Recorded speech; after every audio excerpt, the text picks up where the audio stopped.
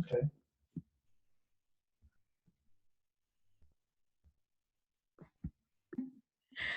¿Cómo estás? ¿Todo bien? Sí. Sí, ¿cómo es tu hermana? Bien. Entiende todo. Tu hermana. Bueno, Okay. So they need to leave now. vamos, Manu. Vamos, Manuel. Chao, Bye, bye. nos vemos. Bye, So cute. Okay. ¿Estás bien iluminada? Sí. No, porque me das la luz en la cara si me prendes eso. Ya lo reload. Okay. So good Sorry. to see you, Julia. All the family is here, so I need to hide in the room. That's great. I understand. That's great. And hey, David, how are you? Wait, I have to unmute you. Unmute. Okay. Can you hear us, David? Yeah, how's everybody doing? Hello. Excellent. David, Melanie, David, Melanie, Julia, Melanie. Hello. How are you, Melanie? I presume. Yes. And so let me ask a question because Julia. David, are you seeing Julia only? I'm seeing the speaker. So I see you now. Okay. No, I know I wanted all of us to be pinned and I'm not able to pin everybody. I thought spotlighting would be able to do that. Okay. Yeah, that's fine. Because I could pin the video. So if I pin, let's say I pin Julia, is she now pinned to your screen? No. No, it's still the speaker. Okay. Julie, do you want to talk and see if that moves? Hi, can you see me?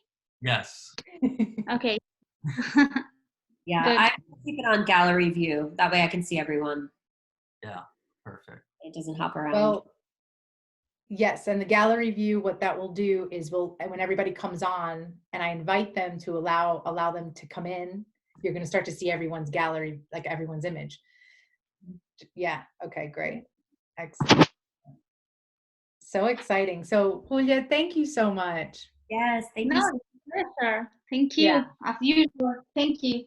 You know, it's I can't wait to tell people that our story and how we've met, and I'm just excited because a lot of people know that I always, me, Julia, I always tell everyone Yes. about you and your wine, and I just think it's going to be nice that people will be able to understand A, what you do and what we're doing, and then B, to ask questions. Because a lot of people don't know really what a social enterprise is. They don't know that. So No, I think it's going to be wonderful. So David, do you have any questions or do you want to highlight anything based on the agenda where we start? So just like we talked about before, I think, the real clear message with Santa Julia is, the social programs, the organic farming, just all the good that they do. I mean, that's what really sets the bodega apart, outside of the quality of wines, the value that you get, the extreme value that you get for the amount of money you spend on a bottle. That's right. Is incredible. But yeah, it's really the story and the family story and their real commitment to all these wonderful social programs that they've set. That's right. I do have some slides that they're just pictures to show that should conversation ask for it. If you can enable screen sharing for everyone or for multiple people. Yes. Got it. Okay. There we go. I had to make my wine glass stay in the photo. And then when I do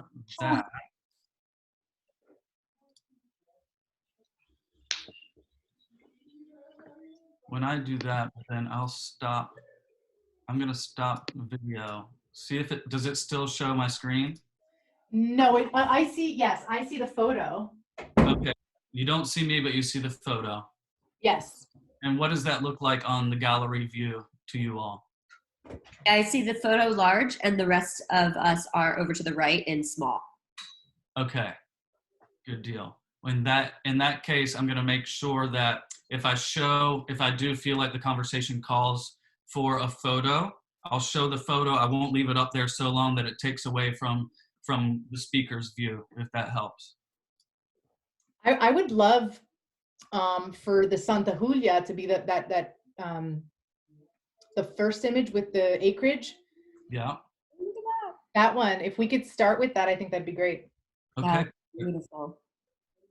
I'll Oh, leave that. Melanie, wait till you go. I can't wait. We're counting the days. Oh, it's beautiful. Yeah. Yeah.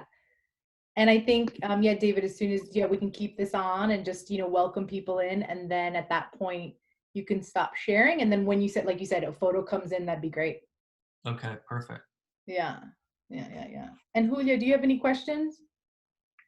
No, just how many people do you expect to be watching? So tonight it looks like we're right around 14. But people are coming and going, so I think they're just waiting until the right time. Maybe, I'm not sure. But it looks like we had about 15 to 20. I had 5 on email confirm. So 5, 6, 7 because those were couples. Then we have another about 14, 15 on our what is it called? Facebook event. So it should be nice and intimate, like 15, 20, maybe 25. I don't know that it would be that many in the beginning, but that's what I kind of thought. I think the idea is to take this and then recycle the content. Mm-hmm. Excellent. Good. Yeah. Good. Yeah. And it's funny because people have actually went out and purchased Santa Julia wine tonight. Like people are sending photos. So it's just really neat. Yeah. Excellent. Great. Yeah, exactly. How is everyone? You guys have to stay home, right? You guys are like on full lockdown still. Not in Mendoza. In Buenos Aires, yes. Everybody's like locked.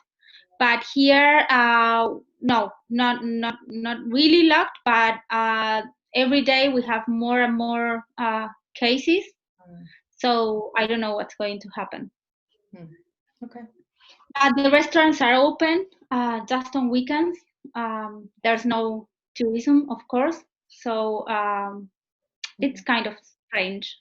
Kids, they don't have school. Well, because of the Yes. yeah.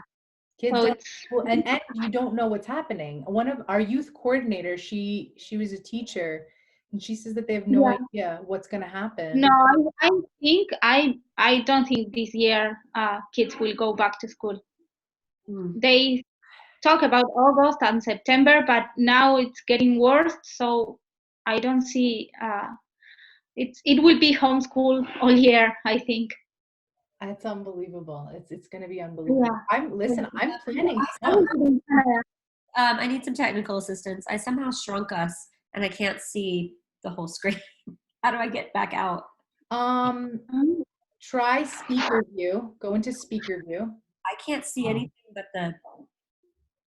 So if you look at an image, you were in gallery view, you'll see 2 double lines. Wait, I think Is that better? No, now I lost you completely. Okay, could you maybe X out and come back in? Yeah, I'll figure it out. I will do. Excellent. And look, your friends, Melanie, Lana, they're all sitting there because I invited them in just to test because they're your friends. And they're like, hi, Lana. Oh, that's great. That's great. They're having a wine party. They're having dinner and wine tonight. I love that. I know. Well, it's so exciting what we talked about today, what we're going to be doing. And Brandon. Oh, hey, Brandon. Cheers. It's good. It's really exciting what we're going to be doing, what we're looking to do moving forward with events. And I'm just excited to get you guys involved in all of the other wineries we work with because they're so small. Julia, the wineries we work with aren't big. I think you might be the largest family-owned winery that we actually work with. I know you're the largest down south. But it's going to be fun to get people on those vineyards without being there. It's going to be really neat. Yeah. So what I'll do is I'm going to start letting people in. Okay. Yeah. And do you have any other questions? No. Okay, great. It's clear. Great, great, great. And so I see, there we go. I see everyone. Okay. I was in, I guess, speaker view, so I couldn't see anyone. Hi, Roxanne. Hi, Floaty. So, Julia, you remember, well, I don't know if you remember, but no, you never met my father. My father and stepmom No. are on tonight, but my dad did. He met plenty of your team. So, yeah, now he gets to meet you digitally. Cool. Yeah, exactly, exactly. So I have everyone on mute. So what I'm gonna do is unmute you, but what it'll be is, the idea is, if we can, obviously when you have to speak, you can then, I think you're muted on your own, or you can mute yourself. So nobody can hear background. If that would be greatly appreciated, but I think that there's a small enough group where we could all be unmuted. And then if you'd like to join in on the discussion when you hear some questions, or there'll be an appropriate time, then you could definitely just unmute yourself. But I think we'll begin, if you want to begin in like a minute or so, if that's okay with everyone. Just wait to other people to trickle in. Perfect. Excellent, excellent. And David, do you have wine this evening? Of course. Yeah, yeah. I see. Yeah, Julia, you're grabbing your wine. Great, good, good. We're all drinking. I'm not in my room with a glass of wine, so. Yeah. Sounds like a normal Wednesday night, Julie. Right? Yeah. Yeah, exactly, exactly. Put myself But in people are coming in, so I'm glad we're waiting, I'm glad. And like I said, I'm gonna unmute everyone, but it will be based on, hopefully, that you are gonna maybe mute yourself until you're ready to speak or have a question, so that we can, avoid any extra noise in the background. That would be great, because we are recording this, and hopefully we will be posting this on YouTube and all that good stuff. So I would like if we could all mute ourselves, but I want to give you the opportunity to unmute when you're ready to talk. That'd be great. That would be great. Thank you. Yeah, about one more minute and then we'll head in. Awesome. Great. Maria, will this go live on your Facebook now? No, we're going to wait. Yeah, I want people to come into Zoom, and I want our little community to grow in Zoom, and it becomes more personal. And yeah, that's what I'm looking to have. And then later on, in about a couple weeks, what I want to do is then, I have a couple follow-ups, and then a couple weeks from now, we'll actually post it on Facebook, Instagram, and YouTube as well. Okay, cool. I was going to do a watch party if we could do it through Facebook. You can, yeah, you can absolutely. We can absolutely do that. Yeah. Okay. Yeah, go for it. That'd be great. Yeah. Yeah. Excellent, excellent. Oh, it's so nice to see everyone. It's so good. Hola, hola Maria. Wait, who was that one? Jeffrey. It's Jeffrey. Hey, Jeffrey, how are you? Good. Great, great. I see Alan. Nia's here. Wonderful. Great to see you all here. I think, yep, everyone's perfect. We've been put on mute, and I thank you for saying hi. So good to see you. We have people from our board on here as well, and it's just wonderful. Well, great. I think we're gonna get started. Everyone, thank you so much for coming. This is our first ever A Wine and a Wisdom monthly discussion, and I'm just so excited to have you here, and just welcome. Thank you for spending your night with us, at least part of your night. I'm Maria Larcella. I am the founder and CEO of Humanity Wine Co., where there's a philanthropist in every bottle of wine. And I am here to just share my love for not only wine, but I'm here to share our love for social enterprise and for helping children, helping youth.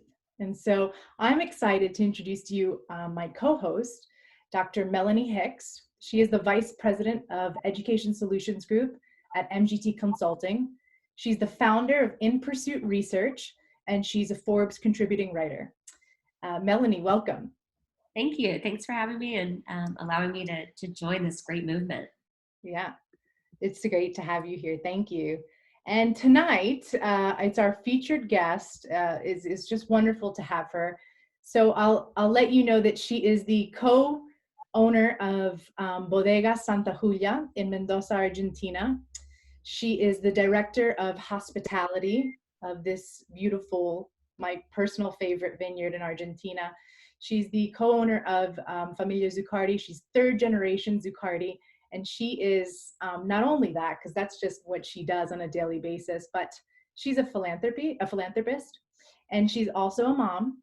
She's a wife, and she is a dear friend to me. She is someone very close to me because she's the first person to have ever listened to the vision that I had for the youth and in Argentina. And she took a chance. She said, yeah, this sounds really neat. And so Julia is very, very important to me and special to me.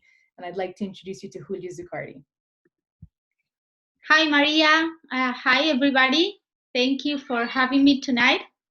It's a pleasure to be here and to share with you a little bit about what we do in Argentina and in Mendoza. So thank you again for the invitation. Yes, so glad to have you. So glad to have you, Julia. I just want to, before we go into some questions that Melanie and I have been, discussing for so long, I wanted to let everyone know, I met you 8 years ago. I met you 8 years ago, Julia, 8 years ago. Yeah, long time. And I had a vision. I was actually in her winery at Santa Julia, which is about 10 minutes from the first orphanage that we started working with. And I said, we need to bridge the gap between this amazing tourism and the very need that was so present to me at that time, which was so new. And Julia, she wasn't there at that time, but I had said to I guess our wine sommelier, our tour guide, I said, who's the owner of this? I want to speak to them. And she's like, actually, she's here. And then so Julia comes out, and I was just shocked that so just so everyone knows, she's petite, and I'm about 5'6.5", 5'7", and Julia you're much shorter than me. And she just came out, you're much shorter.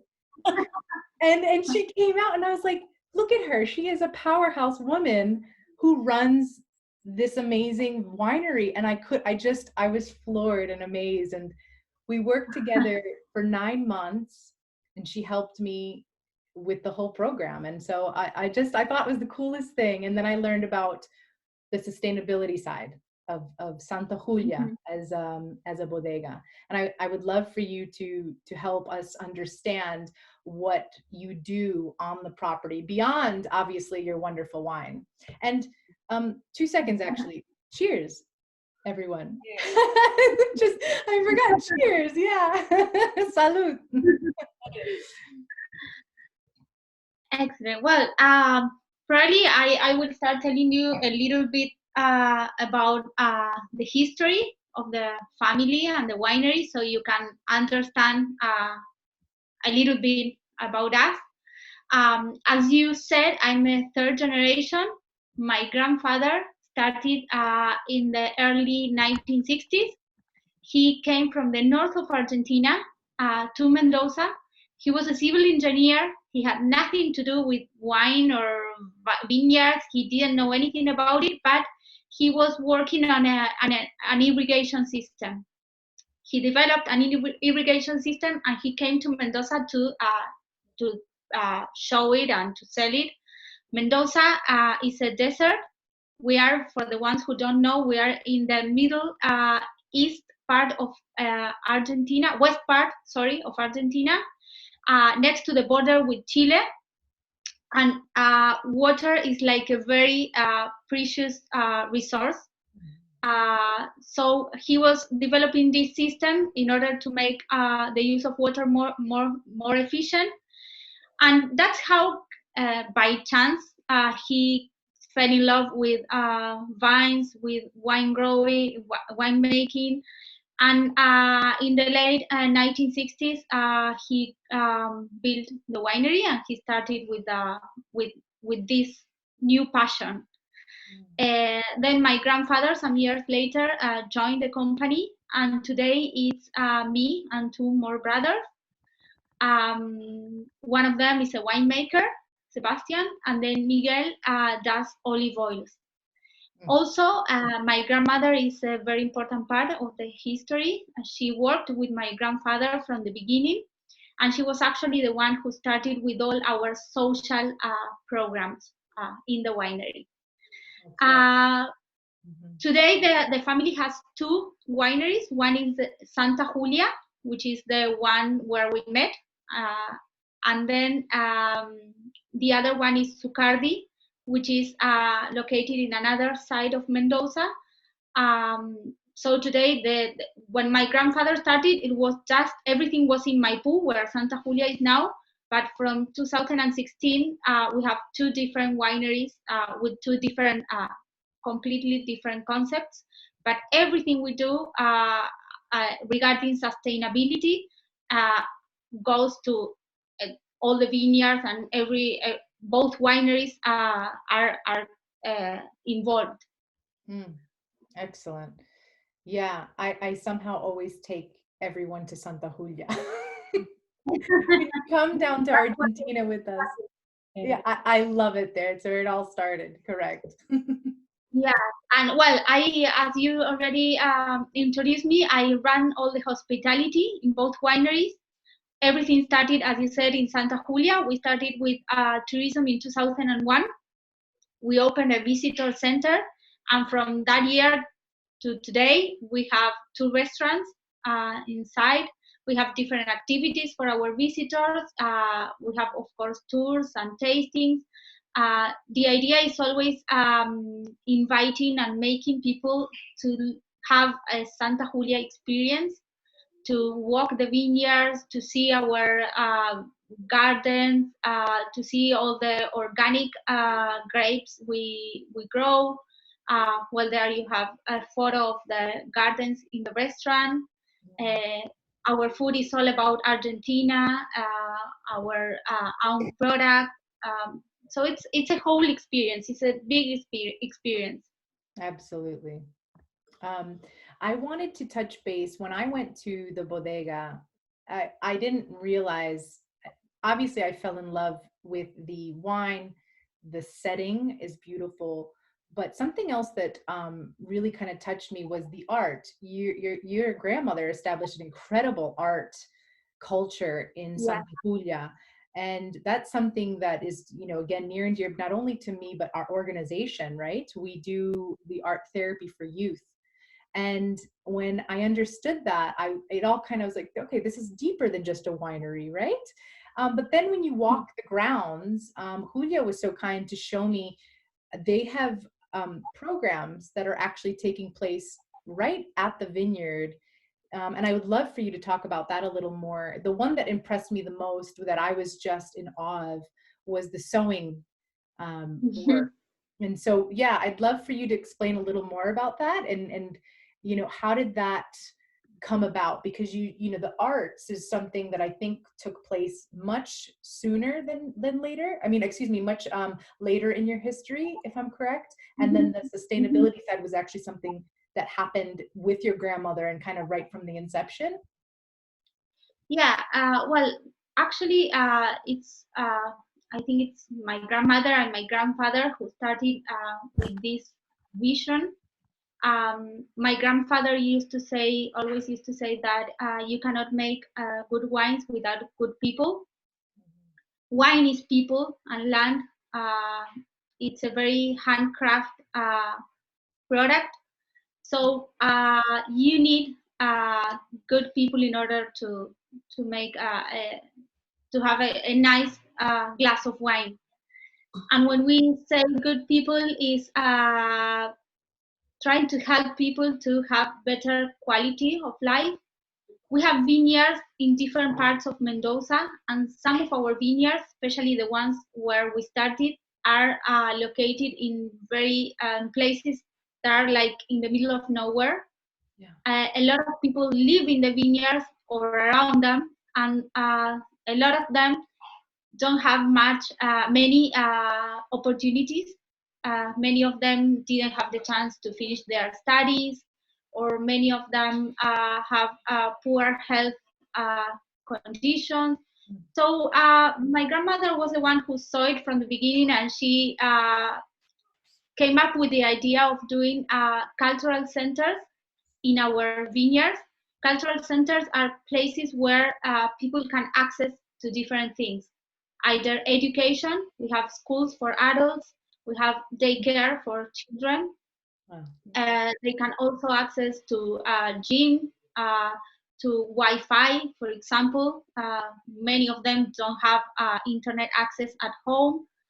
And the sewing workshops was the last idea, maybe like 7-8 years ago.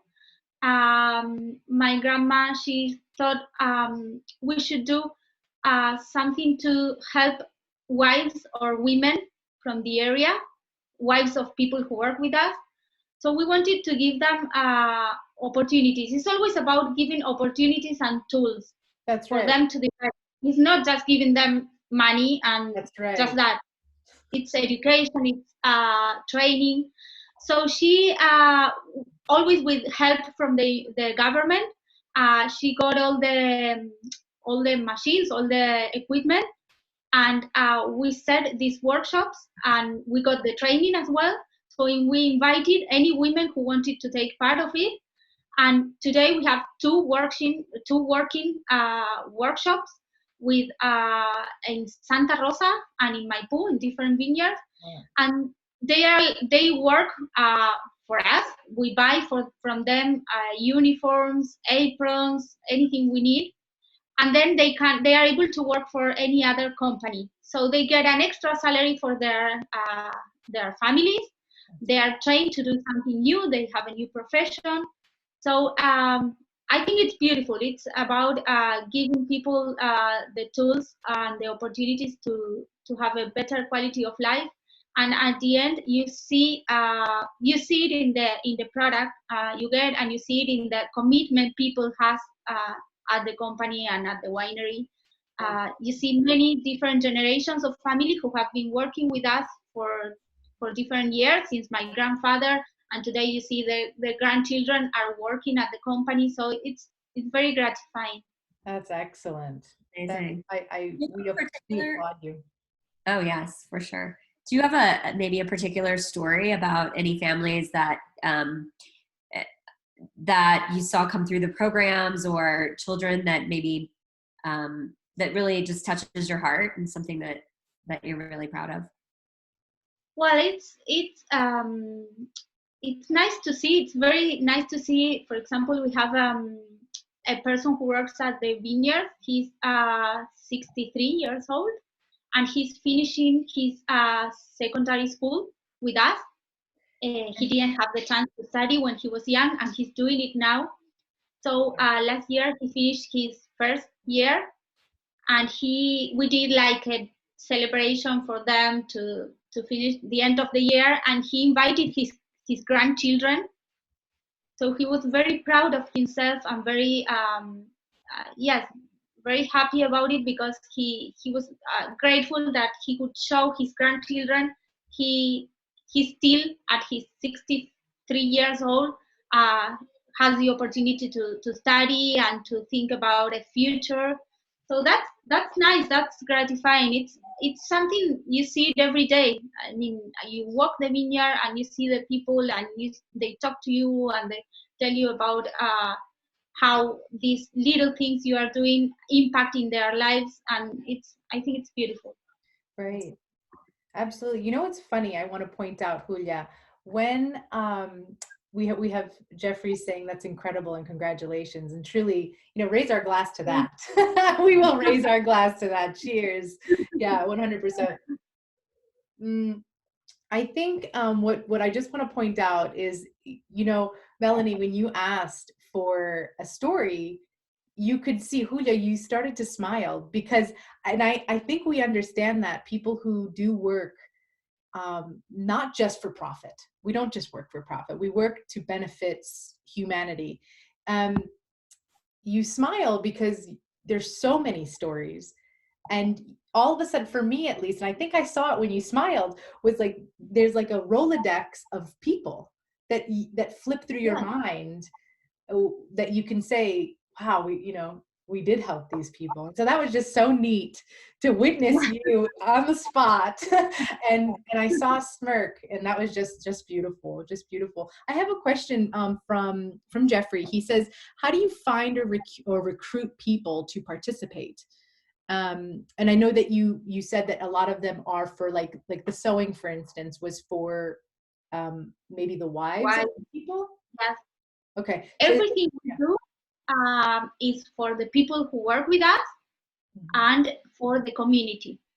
So everything we do it should be open not only for the employees and their families, but also for the community around us.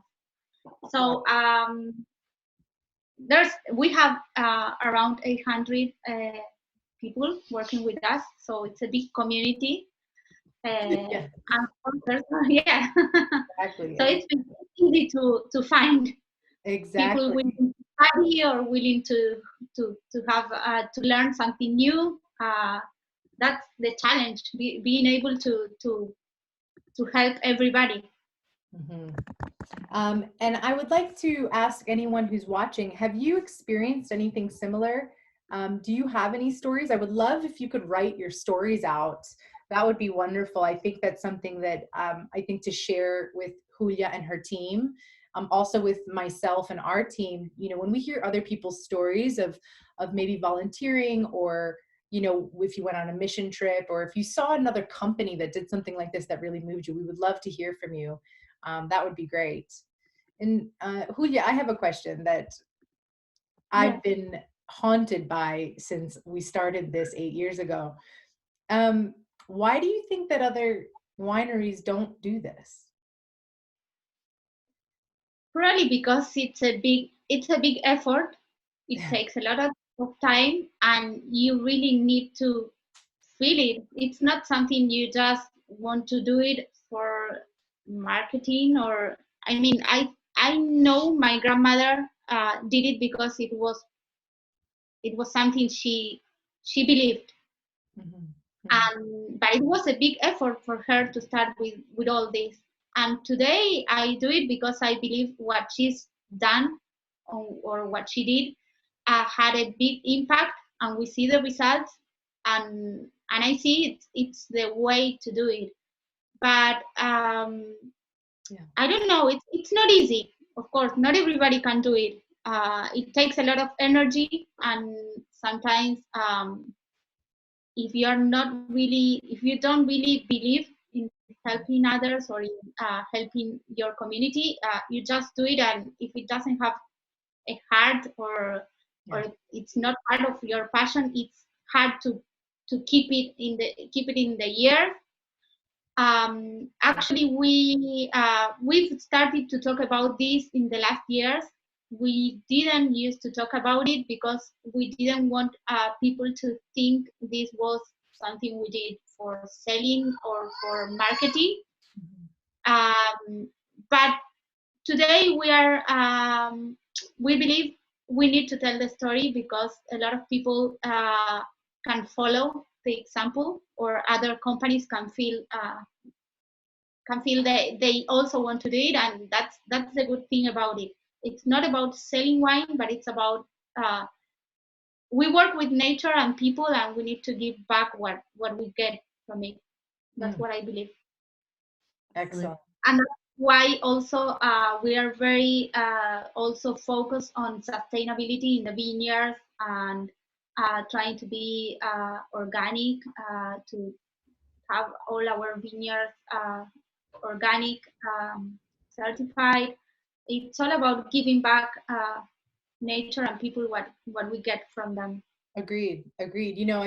I think Melanie and I, we talk about this often because we're both huge advocates for social enterprise. Coming from the nonprofit world, we see the real need for social enterprise. And if you don't have the heart, if I didn't have it in here, I would have quit years ago. Yeah.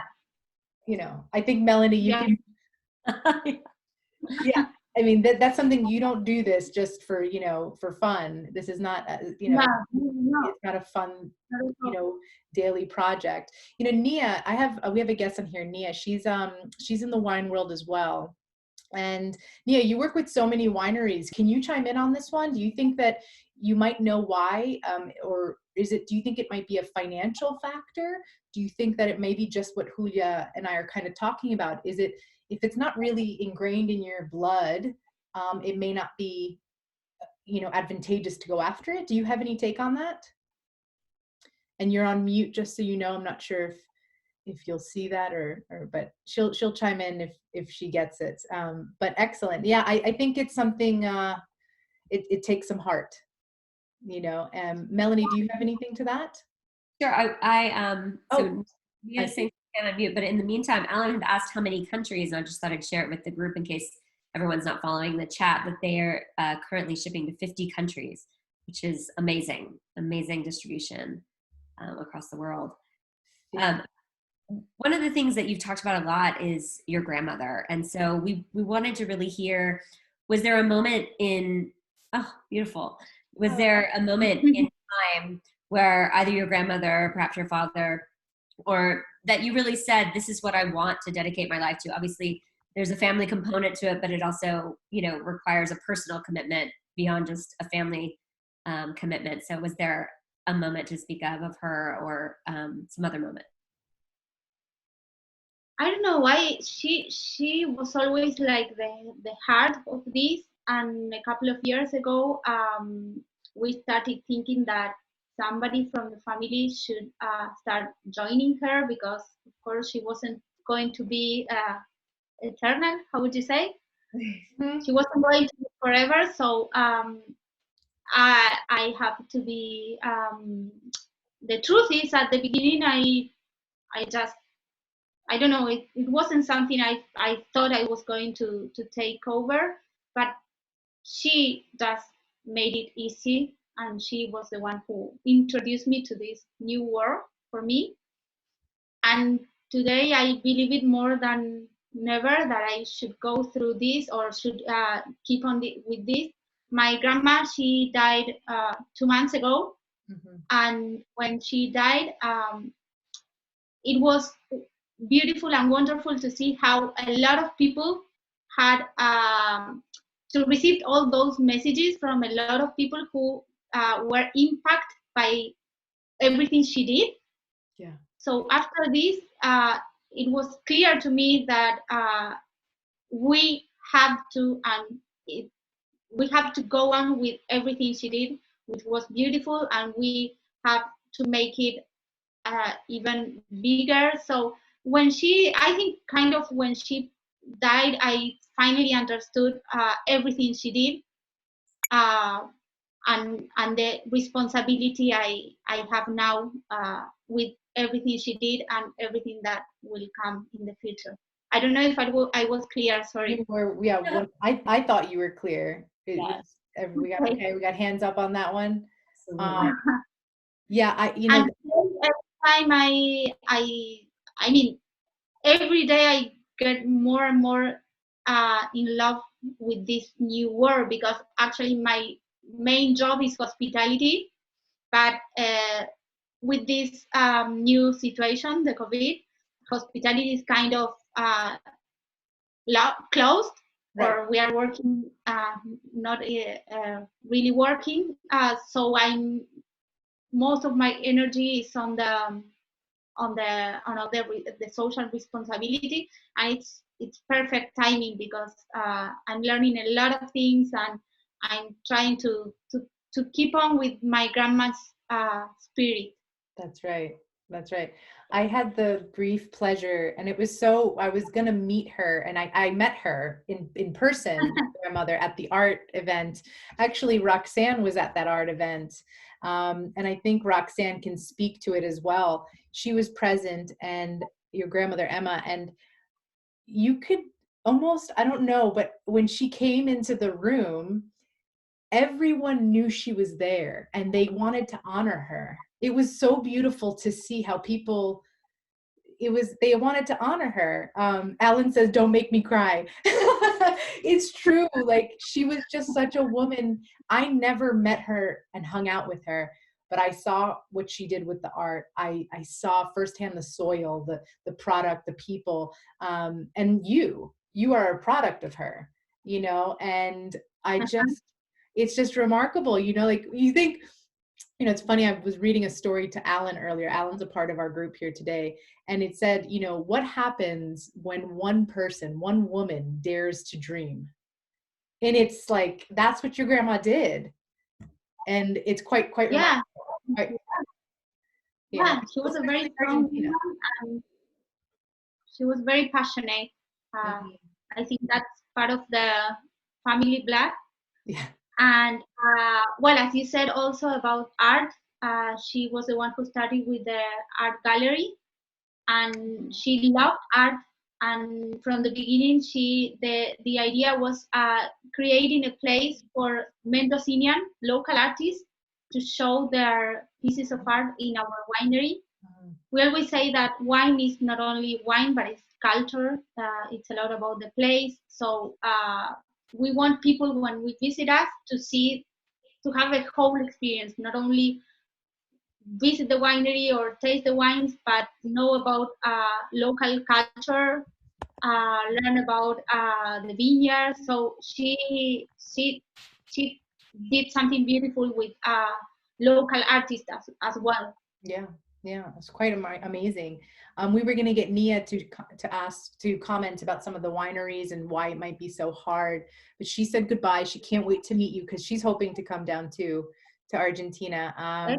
Yeah, and so we do have a question. And by the way, talk about the art real quick. I've now gotten to meet a lot of the artists that she has featured, that you as Santa Julia has featured on the bodega.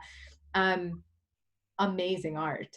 And I just, it's exciting, as someone who loves art, and to see that it's not just, one generation style of art, but this art really transcends all generations. Yeah. It's quite remarkable. So Jeffrey asks here, how many vineyard workers are parents, if you know that? And then also, have their children, are they working on the vineyard now? Well, some of them are. They are over 18. So there are families that there are 3 generations. Some of them started with my grandfather, and today the 3rd generation is working with us. That's really cool. About the children, it's funny because next month in August in Argentina is Children's Day. That's right. So we usually do a big party for the kids, but we cannot do it this year because of all the restrictions. You cannot do parties or celebrations with a lot of people. So we are planning a present for the kids. So I know that we have exactly, because we are buying the present, 680 children that are kids, all the people who work with us. So it's a lot. 180 children of the workers. Yeah. Yeah. That's amazing. That's amazing. Very wow. That's quite amazing. Yeah, you think it's 800 workers, but in the daycare we have in the vineyards, we have 50 in Santa Rosa and 60 in Maipú. Those are the kids who come to our daycares. Wow. Yeah, you not only employ the 800, but then you think, who do those 800 affect? And you're actually impacting those. Right. We are a family company, and we work. We are a big company, and we try to make it the most professional. But at the same time, we are a family, so we believe the people who work with us are family. Mm-hmm. Yeah, absolutely. So we'd really like to know more about Argentina, and specifically kind of something around the culture and the culture of charity in Argentina, and how you're either unique or how you are a part of that movement. Well, Argentina is a big country. Yeah. And so a very big country, and we have a very wide range of economic or classes. Mm-hmm. So, Maria, there are a lot of there's a lot of people with lots of needs. Yes. Um, Yes. I don't know if there's a big culture for charity. I mean, we try to help each other, but I don't know if it is very formal or big. I don't know. I can't tell you much about it. We work with. We are very focused in working with our people and all the community around us, all the places where our vineyards are located. A lot of companies try to do that, but I don't know about charity. Sorry. Yeah, I know. I understand, Julia. It is. It's not a country where, like the United States, where we're very charitable, right? Yeah. Everyone. No, really. Yeah, I don't think Argentina does that, but I also think it could be because everyone knows about the need. And if you haven't been to Argentina, Yeah, we yeah, are very close to people who need. We are we help all the time, but in a different way, because we see people who need in need every day. It's not something that is there yeah, and we're going to have. It's something that is part of our life. that's right. Unfortunately, it's true. Yeah, I have someone from Argentina here. She's actually our youth coordinator, and I can't wait to introduce you to her, Julia. But Natty, are you able to comment on that? I've requested for you to be muted. There you go. Natty, I would like, could we talk about that a little bit? You are now involved in a USA charity with us in Humanity del Sol, and you are also helping with Humanity Wine Co. But because you're in Argentina, Natty, do you feel that too? Like, you now know how we work and how charitable we are, but do you, and actually you were born in the state, you were raised in the States, not born, you were raised in the States for some time. Can you maybe express to our audience and have that dialogue with us of how, what does that look like? Why do you think that's the case? That why isn't Argentina, let's say, charitable, if you will, but yet we know all the churches, we know all the people who just give and give, but it's not this formal, like in the States. In the States it is very kind of, you just do it, if I'm correct. Exactly. Well, hi, good night for everyone. Good evening. Well, I think the main thing is because we do have like the differences in our economic, like Julia said, our economics has to do with, we have a little margin of people that are over the top with money. And I do not, at least from my experience, I haven't been able to see that they have the same heart as, for example, Santa Julia or Zuccardi. They don't find this important because they're as struggling? Well, because they don't find it important. They find that the government already has plans. The government already gives money. So I find it, I think it has to do with that. People from Argentina are very used to having plans for the government giving money. And I think people from big businesses have gotten used to, okay, the government's going to do something about it. So why do we have to? Or why do we have to give our money? Right. Something that was, sorry, things that can be solved. It's okay. Solve things that will be solved at some point by the government. Something that's my sensation. Interesting. I understand it. Roxanne, she wrote here, and Roxanne has been to, and actually, Julia, you've met Roxanne. You have been to Argentina a few times, Roxanne, and Roxanne wrote here, do you think that it's instructed? So what's interesting is, like, I know Natty, and I know you, Julia, and the other people we work with in Argentina, their kids see the charity. Their kids, it's in their life. It's in every day. So, for instance, Julia, your son, he's going to know that giving is life. That's what you do. It's part of life. It's nothing Yeah. it's nothing out of the ordinary. So I wonder, is it instructional? Is it something that people just don't teach, or they do teach, and maybe that could be a good reason why charity might not be cultural there? Because It's something that familiar. It's very family oriented. Argentina. I was taught when I was a kid to be always generous and to share, and that message I want my kids to have. I always want them to know that we are privileged, so everything we have, we are lucky to have it. And yeah, it's kind of what we try to learn to teach our kids. But also it has to do with also it's true what she mentioned about the government. So it's true that many companies rely on that, but I don't think it's the way, because what we do is we don't give money, we give tools. Tools, that's right. That's right. But you see, and then people can develop with that. So it's a different way to do it, I think. Absolutely. Absolutely. And now what I think is more important, I think you just beautifully got into a question that I would love to talk about, that is pretty big deal for us. The difference between giving money and teaching how to fish versus giving a fish. Yeah. You know, in the wine world, we can give someone free bottles of wine all the time for a charity event or something like that.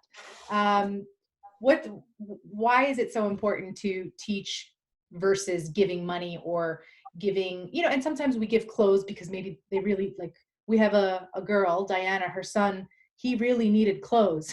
So we had to buy and get clothes donated. And why is it so important to actually give skills versus handouts or money? Because you know what's funny, Julia, that was the first question you asked me. You said, do you want my money, or do you want money from us, or do you want help? I'll never forget it. And I was like, no, I don't want your money. I think we could build something, because I believe in the same thing. Our organization does believe in teaching how to fish. So can you explain that a little more? Simple. If you give money, if there's no education, money can run out in a very short time, and that's all. If you give the tools and you teach people how to learn, or how to do something, how to learn a new profession, or if you give education, then they will get the tools, or they will get the way to get the money, and it's a longer, I think it will give you, the help will be for a longer time if you give the tools. Money can run out in a very short time. So that's what we try to do, helping others, but not just with money, but with the tools to grow and to develop. That's right. Alan said here, government can never do enough, as well as a private company can give collective. Alan, you mean, yeah, we got to teach. We got to teach people and provide opportunities. Mm-hmm. Yeah, definitely. Yeah. Excellent. Oh, go ahead, Melanie. I apologize. Yes. Oh, Jeffrey is waving his hand. I was gonna say maybe unmute him. Jeffrey's waving a hand. I can't, Jeffrey, let me unmute you. Are you good? I think you're unmuted. Yeah, do you mind if I ask a question? Yes, please go for it. So there's a young woman who I happen to know fairly well. Her name is Sarah, who's on the call. Not able to drink, however, but Sarah, cheers. Cheers to Sarah. Cheers to Sarah. But I'm interested in knowing, Uli, so Sarah or other friends of ours have done mission trips to through a program called Be Like Brit to Haiti to help participate and build houses or work in a particular community. I believe Sarah may have even gone twice.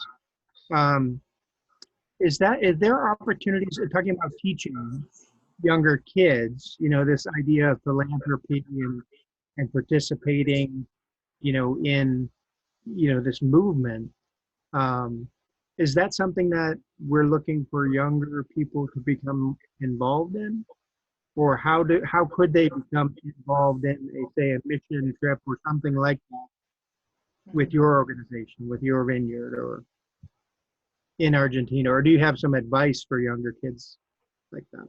Excellent question. Thank you, Jeffrey.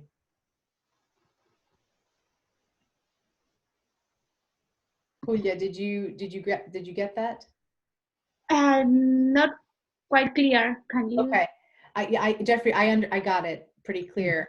So Julia, so what he's saying is there's someone on our chat, Sarah. Sarah has gone to Haiti and has worked with building infrastructure and schools and whatnot. Is there such a program at Santa Julia where people can come from, let's say, the United States and actually help build anything or do work or even teach? Is that something that you offer? Or work on the vineyard to learn. Work on the vineyard. They do internships. We have internships in the hospitality and in the winery. So a lot of people from all over the world come to the winery and they work with us. We've never done the same in the social responsibility areas or in the school, but it's a beautiful idea. It's wonderful. We've never thought about it, but you've seen, we have a house for the interns. They live in the vineyard. They sometimes they stay months with us. So we've never thought about it, but it's a good idea. I take it. Excellent. Excellent. Yes, well, Julia, we'll have to send people to you because we have missionaries on ours. So actually, it's funny, when you come on mission trips with us and work with us or come on a luxury trip, we go there and you see them. Jeffrey, like Sarah, you actually see the interns and they all live there. And I was going to live there. It's funny. My father, Paul, remember Julia? We actually did talk about me being an intern there so I could live and work with the kids, but also on the vineyard and learn wine. I think, oh my gosh, living with, because they're all in their young 20s, and I would have been, 33 years old, just living amongst these college kids. It would have been fun. That would have been great. Melanie, do you want to grab that question? I think Ellen maybe. Alan asked, is there a usual minimum order quantity? Can you order directly from the vineyard or only through distributors? In the US? Only through our distributors, yes. So let me clarify that to everyone. What that means is, so Julia doesn't talk to, maybe think of your wine shops, think of your restaurants. Julia sells to the importer that she works with, they're called distributors. And then distributors sell to your restaurants, to your wine shops. Wine clubs. And so you can actually get, Julia, I think you're distributing countrywide. You're all over the USA. Currently, you can actually currently find all of her wine. I just stocked up. I have 6 bottles of all sorts of her wines.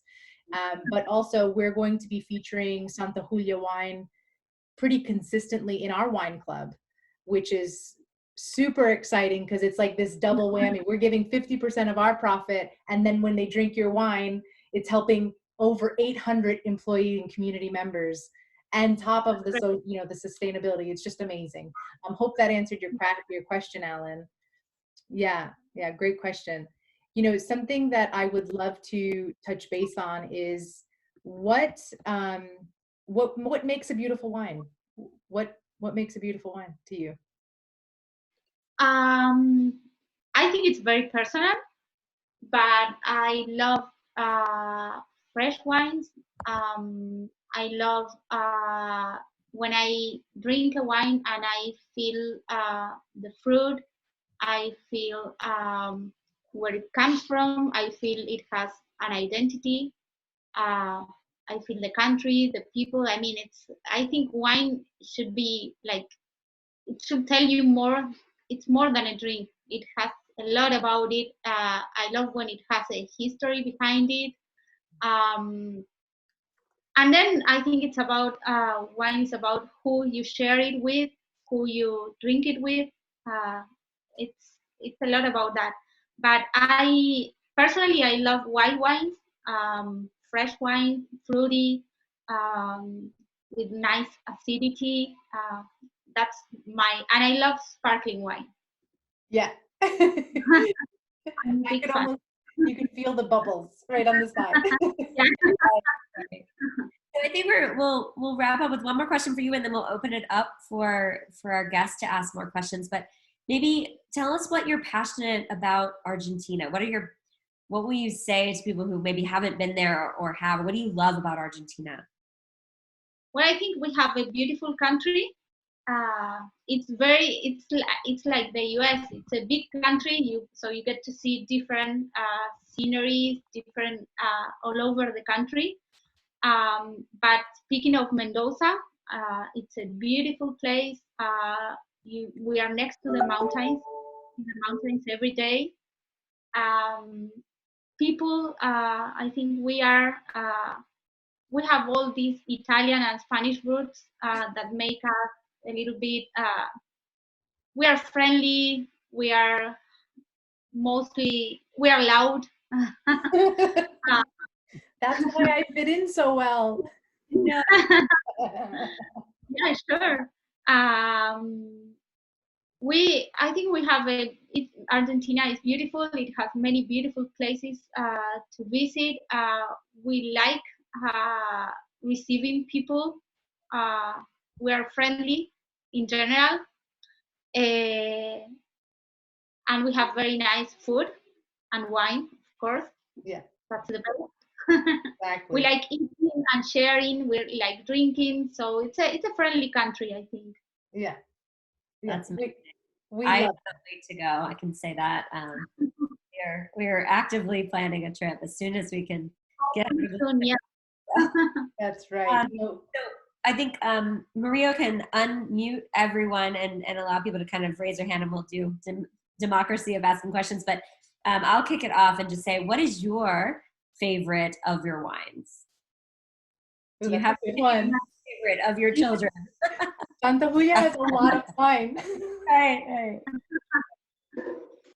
My favorite, I like one that is actually in the US, which is the Chardonnay Organica, Santa Julia, which is beautiful. This one? Do you have it there? I think that's what I'm drinking tonight. Yes, I think. Yeah, but I have the Melbeck.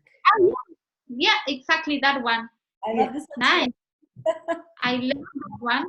And today I'm drinking something very new that it's just released there, which is called El Burro. El Burro, yeah. It's our first, it's organic, but it's also a natural wine. It's something very new. It's a Malbec. You'll find it soon over there. And it's beautiful because the label actually was made by a local artist.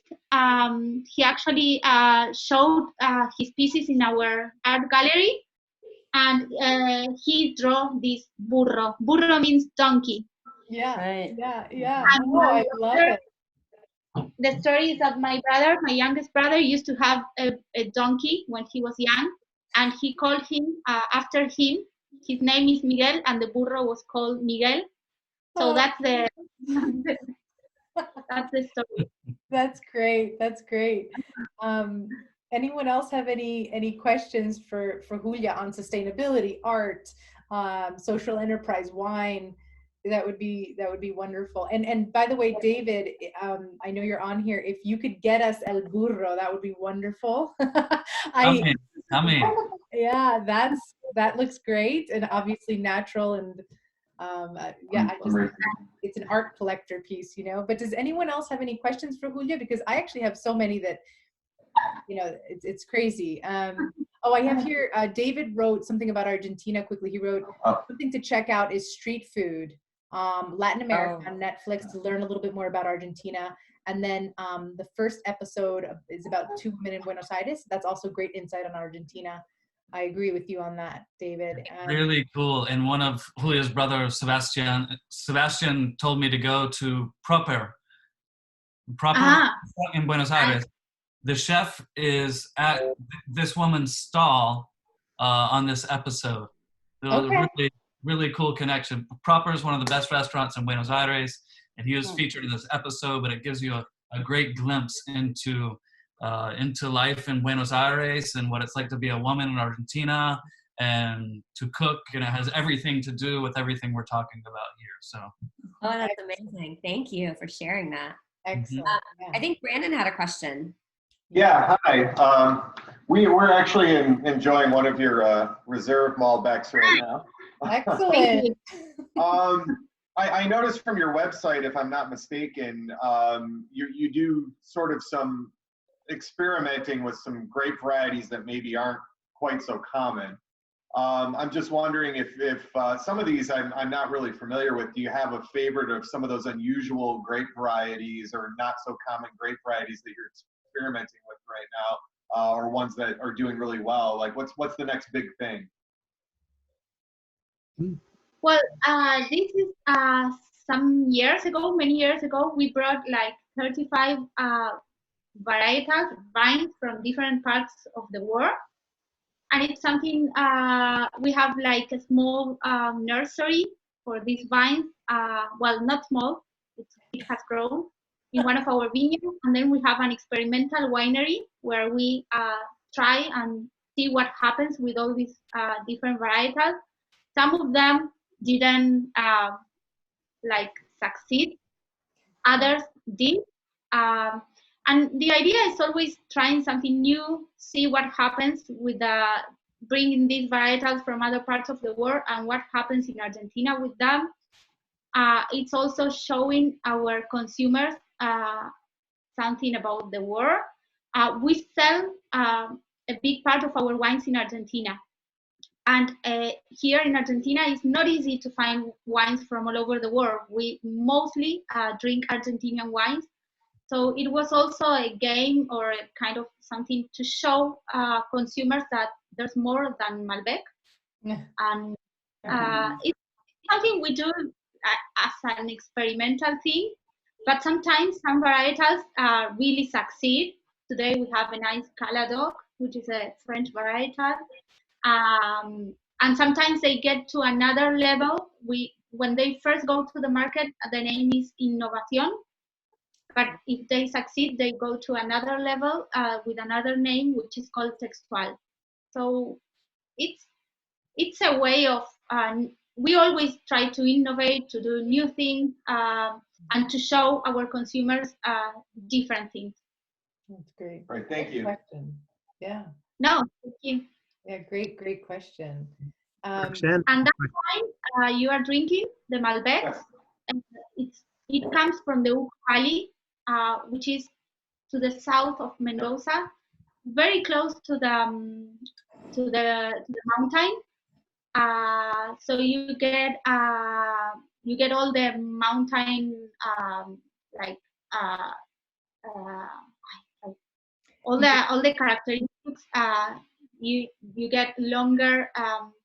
The weather there, you have a higher altitude, so you have wide temperature range, which gives the wine more complexity, more tannins.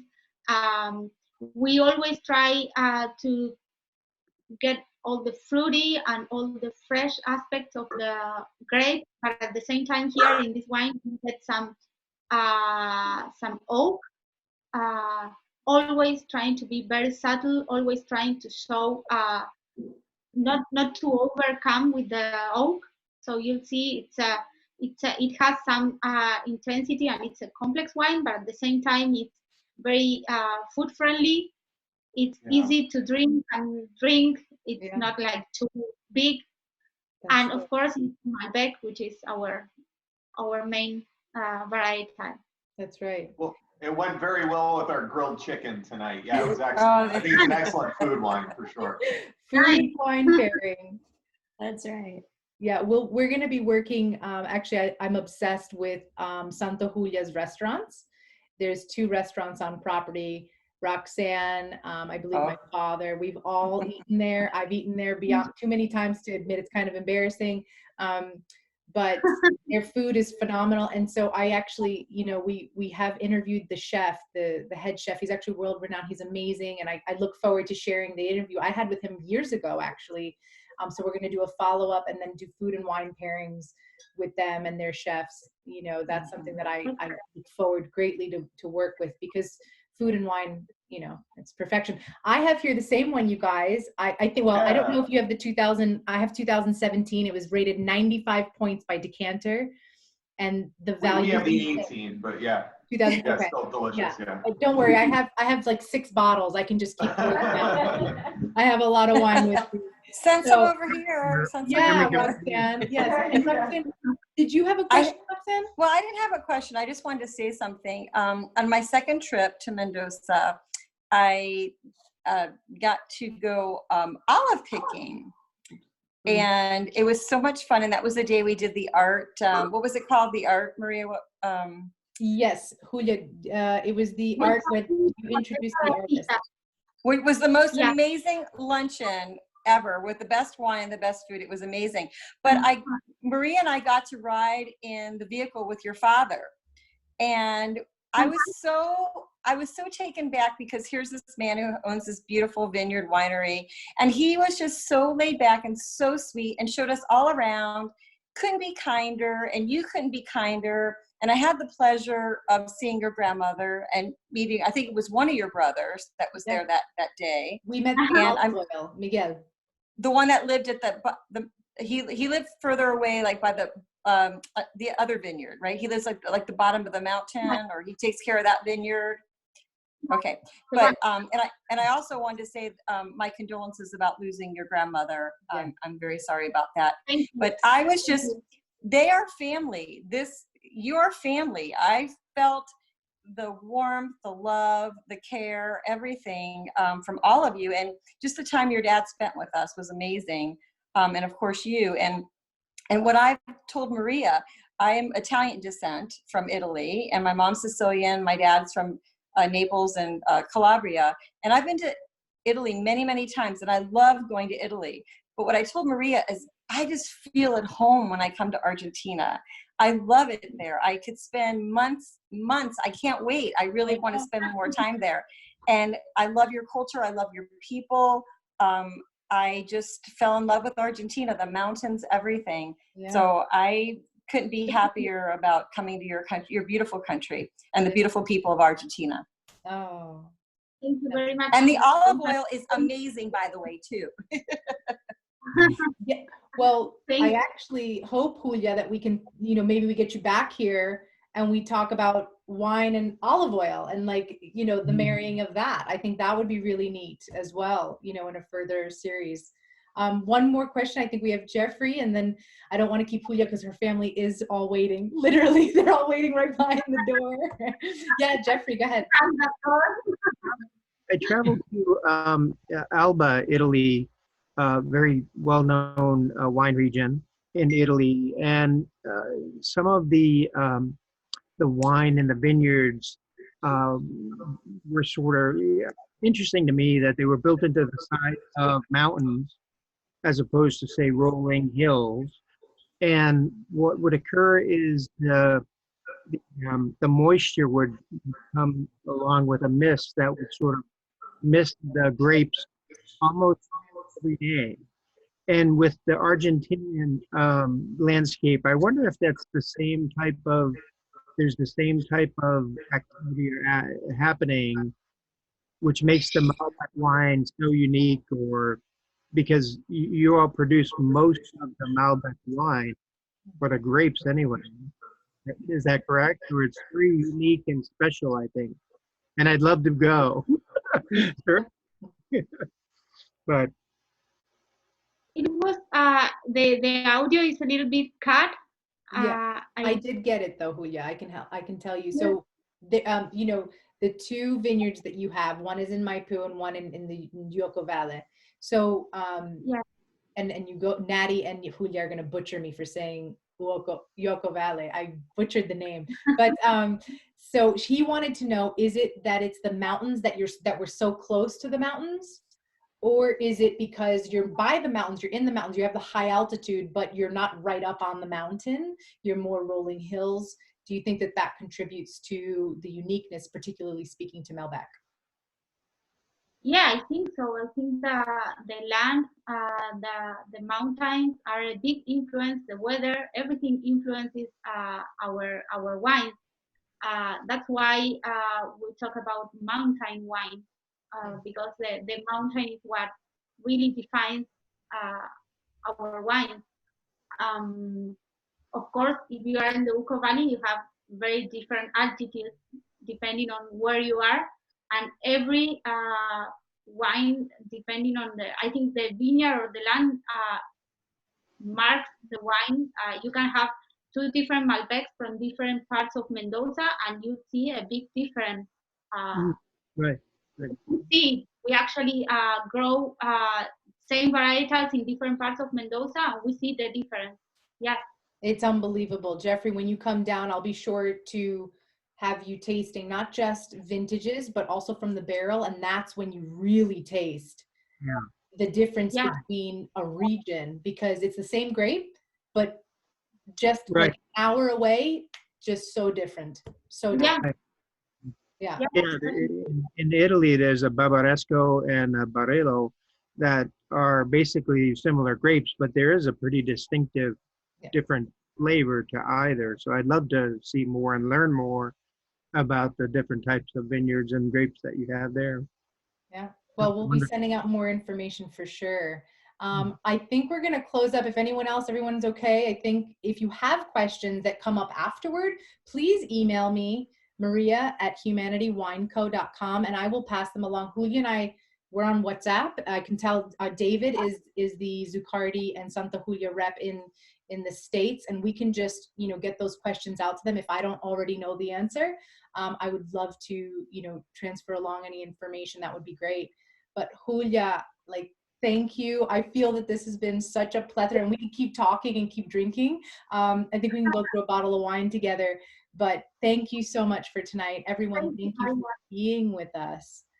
This has been wonderful. And again, to purchase anything from Santa Julia, you can go to your local retailer. They'll probably have it. Oh, wait, I have to top off.